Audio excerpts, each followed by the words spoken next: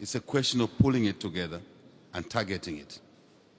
Let me also indicate here one of the lessons of our debt restructuring that is applicable to poverty reduction, to climate change, is the issue around speed at which we do things. G20 framework, when we took office 21 months ago, this discussion was already in train.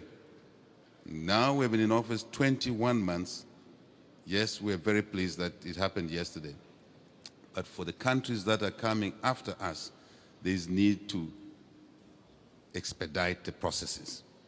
Just that, whether it's, if you like, energy transition, as Senegal is involved in that, we must just be conscious of time. Every day we don't deliver these things that are within our control, we are basically increasing the costs and the damage gets compounded. I think it's very important. The next lesson I want to suggest here, relevant to the subject on the table, is that German Chancellor's point yesterday at dinner, repeated today, is so important for us as a global community to mobilize resources, yes, but these resources must be invested to help grow the economies of the less developed countries. Very important, because by doing that, we are creating capacity in those economies to mitigate against climate change and obviously poverty reduction. So value addition, not just with the electric vehicle industry that is coming through, huge industry. It is important, President Macron, that we look at deliberately investing in extraction, critical minerals, for example, in value adding these minerals in country.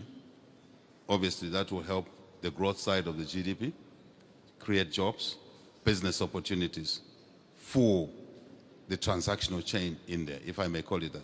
So I think this must be deliberate as well. Rather than generic discussions, we must dive deep into the envelope and begin to say, these are requirements, these are needs, these are minimums.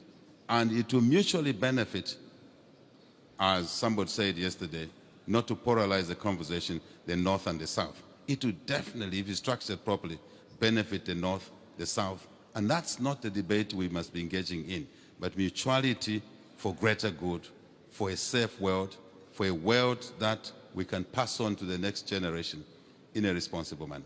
Lastly, I simply want to indicate that I like the spirit of partnership that I hear. I like what I hear from leaders, all of you who have spoken. I think that's the way it should be. But the thing is now to pull all this in one basket, draw an action plan, which is time-bound, and we get a job done. If the political leadership is there, business leadership is there, decisions are clear, we now need to get our technical people not to sit on the work that needs to be done.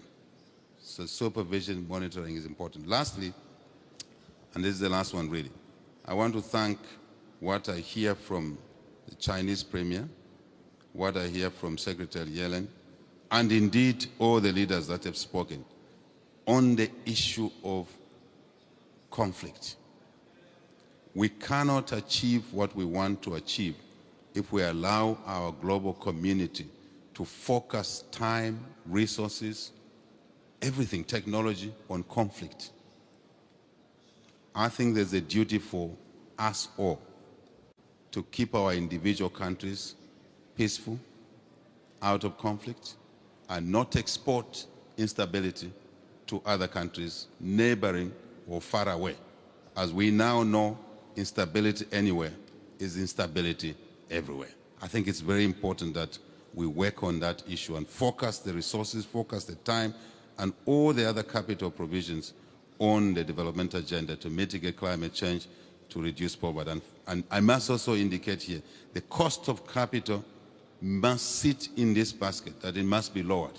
The inequity around the cost of capital, Africa, for example, pays the highest cost of capital, is not correct. It doesn't help anybody at all. It just worsens the situation. We must address this situation. Thank you very much. Thank you. Thank you.